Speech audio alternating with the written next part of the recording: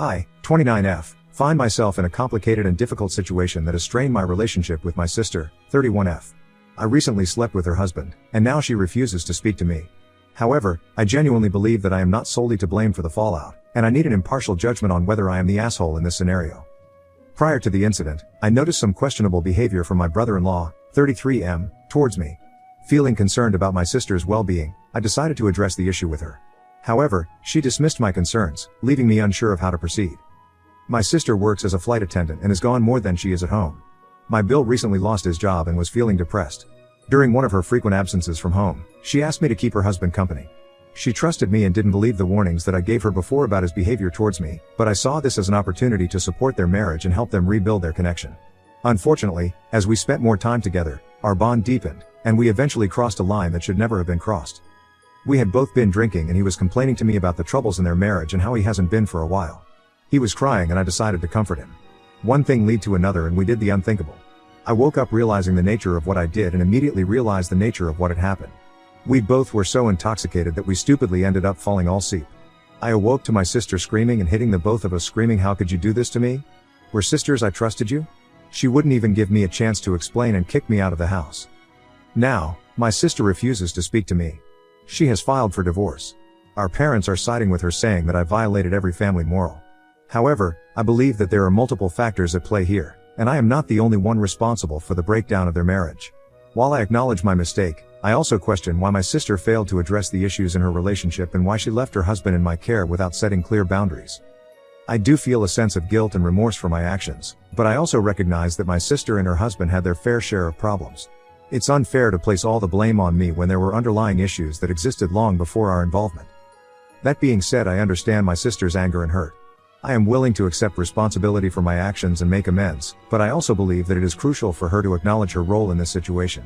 Rebuilding trust and repairing our relationship will require open and honest communication from both parties. In sharing my story, I hope for an unbiased judgment and guidance on how to navigate this difficult situation. Ida for sleeping with my sister's husband? Edit, screenshots of my last conversation with her before she blocked me on my profile. Update 1. Okay guys, I get it. You guys have ripped me apart in the comments and yeah, I admit I messed up. After deeply reflecting on my actions and seeking advice from others, I have come to realize the extent of the hurt and damage I caused to my sister. I genuinely regret my behavior and am now fully aware that I was in the wrong. There's no excuse for what I did, and I think I was trying to excuse my actions because the thought of it all weighs too painful. Last night after reading comments, I mustered up the courage to reach out and apologize to my sister. Unfortunately, despite my sincere efforts, she has not only refused to speak to me but has also blocked me from all forms of communication. The fact that my sister has taken such measures is deeply upsetting to me. I yearn for her forgiveness and genuinely want her back in my life.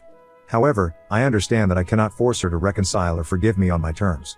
I have sought advice from friends and family on how to navigate this situation, but it seems like the best course of action for now is to respect her boundaries and give her the space she clearly needs. I have continued to reflect on my actions and have sought therapy to address the underlying issues that led to my hurtful behavior. I found some online and plan on calling soon to get started up to help figure out the root for my behavior. I am committed to personal growth and becoming a better person, regardless of whether or not my sister chooses to reconnect with me, in which I will never give up trying. I have also reached out to mutual friends and family members, hoping they might act as intermediaries or offer support in bridging the gap between us. However, I understand that they too must respect my sister's boundaries and not get involved in our personal dispute. My ex Bill has refused to pick up any of my phone calls through all of this. I heard from my mother that he told her I initiated the entire thing and got him drunk, then forced myself onto him, which is the furthest thing from the truth. I can't believe he'd threw me under the bus after I was there for him for so long. Guess I really look like the fool, huh? The pain of not being able to communicate with my sister is devastating, but I am determined to learn from my mistakes and make amends in any way possible. I will continue to work on myself and strive to become someone who deserves her forgiveness, even if it takes a significant amount of time. To say the past few months has been insane is an understatement. I feel like my entire world has caved in. While I hold on to hope that one day my sister will be willing to reopen the lines of communication, I also acknowledge the possibility that she may never want to speak to me again. Regardless, I will continue to grow, learn, and reflect on my actions, knowing that healing and reconciliation are processes that cannot be rushed or forced. I hope my sister sees my remorse and my effort to grow. I will update if anything further happens. Comments where Op has replied. U/medical_collar_2678 says. Your logic is their relationship was already failing, so your sister should take responsibility. Let me ask you a question using your own logic. Let's say your car is older and needs some work done. If I come up and steal your car GTA style, and I total it, would you be at fault for the crash cause the car was already failing, or would it be me because I'm the one that took it and couldn't control the car and crashed? See how dumb that sounds?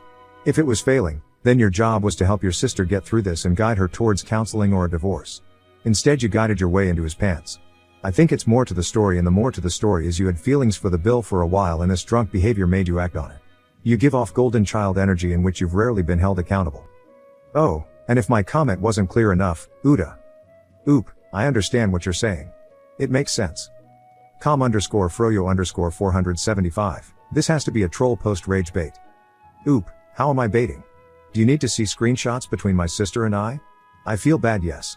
My point, I shouldn't be completely at fault here. I'm not trying to be a victim. Oop, Lindsay, I'm extremely sorry. I haven't been able to eat, sleep or function since this has all happened. Regardless of you believing it's been ongoing, it's only happened once. I take full responsibility for my part. I should have distanced from him when he was making advances before. I should have pressed it more. I shouldn't have given in. I was intoxicated, I wouldn't have done it sober. I take responsibility for it, I just feel that responsibility needs to be taken, that it was already failing. You should have left him a long time ago, or even believed me when I tried to tell you. Oops sister, are you kidding me?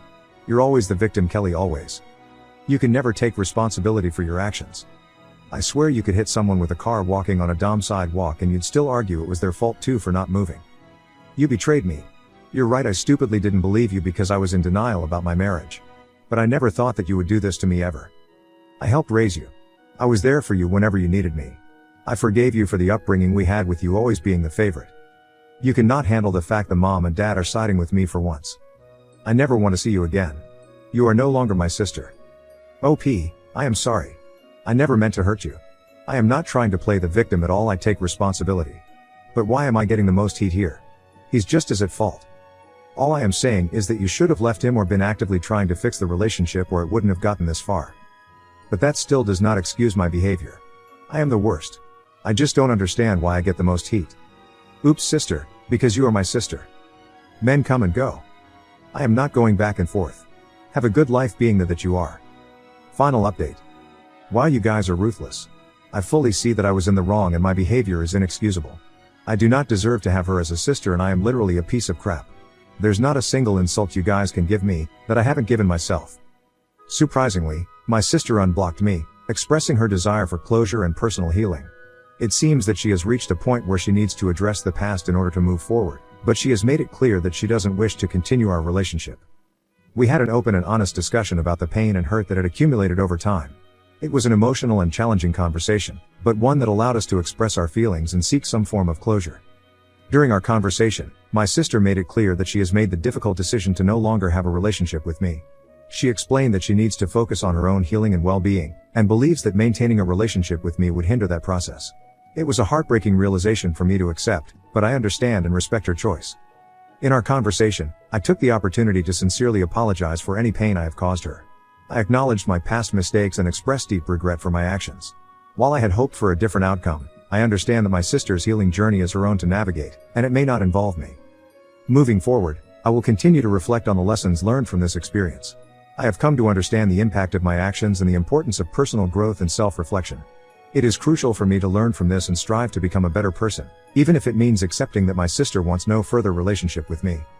While it is painful to accept the loss of a close bond, I will honor my sister's wishes and give her the space she needs to heal and move forward.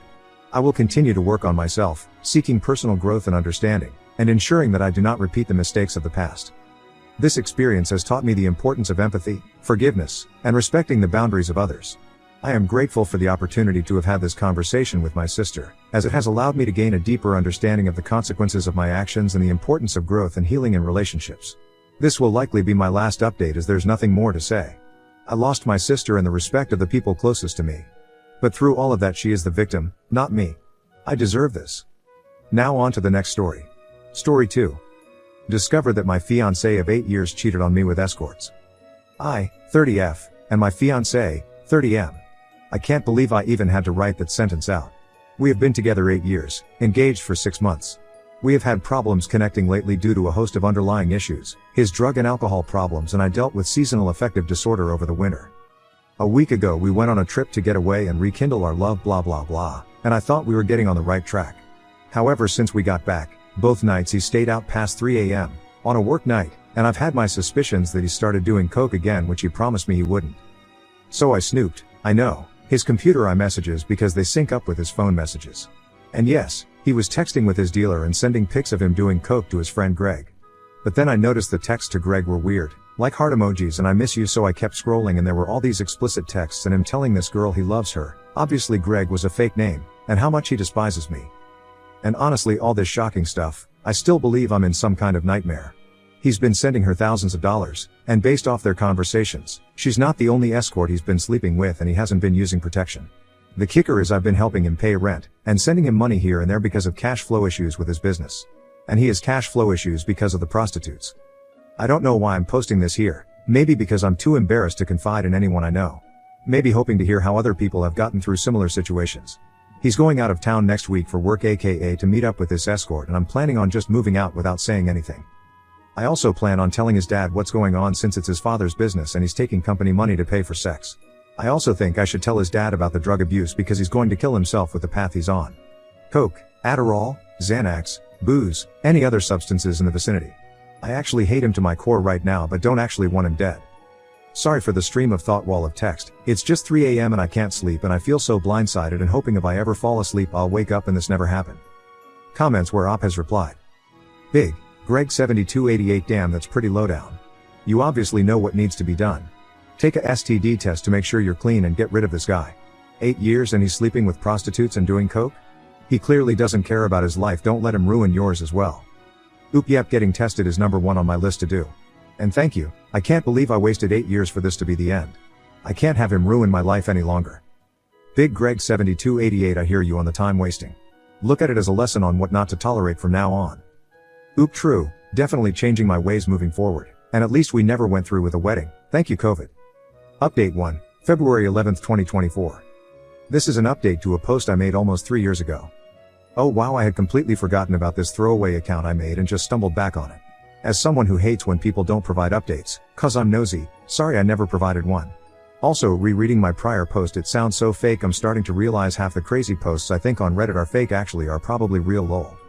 Anyways, on to the updates nobody asked for, and honestly as it's been almost 3 years at this point it feels like a lifetime ago and I can't believe that was my life, so sorry if details are a little glossed over.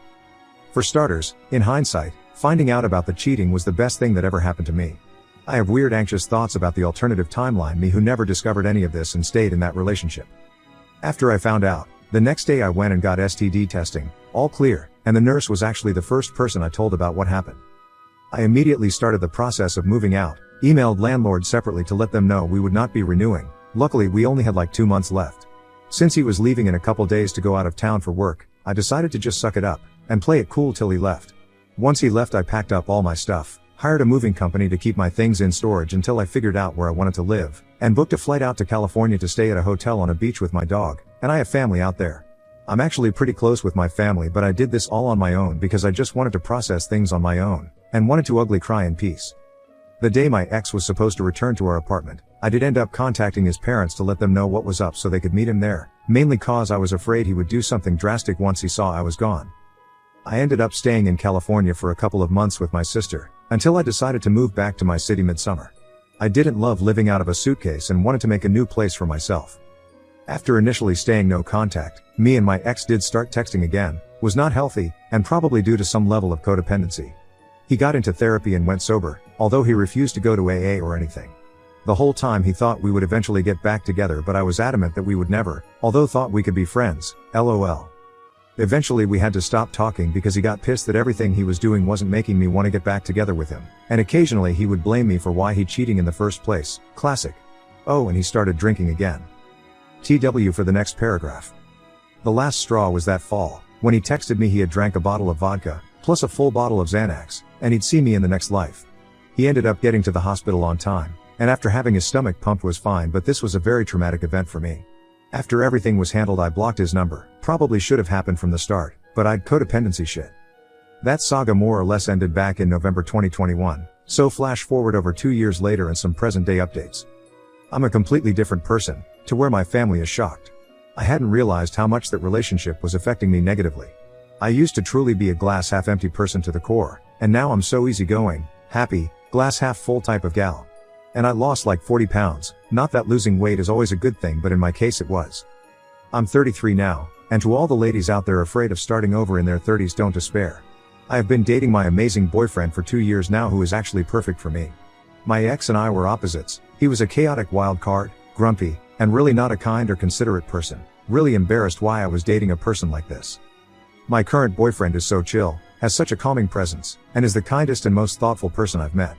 We have not had a single fight in the 2 years we've been together and are just very respectful of each other, something that at the core my last relationship lacked. My ex seems to be doing fine, hasn't changed much from what I hear through the grapevine. We don't really talk, but I wish him the best. Comments where Op has replied. Neanderbeast, congratulations for getting free from him. Your ex will never change, it doesn't even sound like he wants to change. Oop, thanks. I think at the end of the day, as they say, people really don't change. Even myself, while I seem like a different person, I think I am the same at the core, just a happy version now that I'm not weighted down by all the stress and negativity of my prior relationship. Butt Trap a Bear Claw, congrats on your new life. Can you tell us about how you met your current partner? Reddit says your last post was 2 years ago, so it's reading like you basically jumped into this relationship immediately after splitting with your ex. Which obviously is whatever because it's worked out for you. But like you said, we nosy lol. Oop, the Reddit date is actually a little confusing.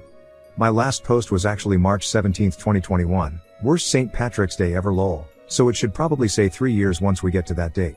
I first started dating again like 6 months later just to put myself out there. I had never done any of the online/app dating as I had been with my ex since we met in college. I definitely was probably not emotionally ready when I started dating, but I also wasn't looking for anything serious. I ended up meeting my now boyfriend on Bumble a little while after that. I don't think either of us were looking for something serious. He was under the impression he was moving for work, he ended up not moving, and I had just gotten out of this crazy long-term relationship.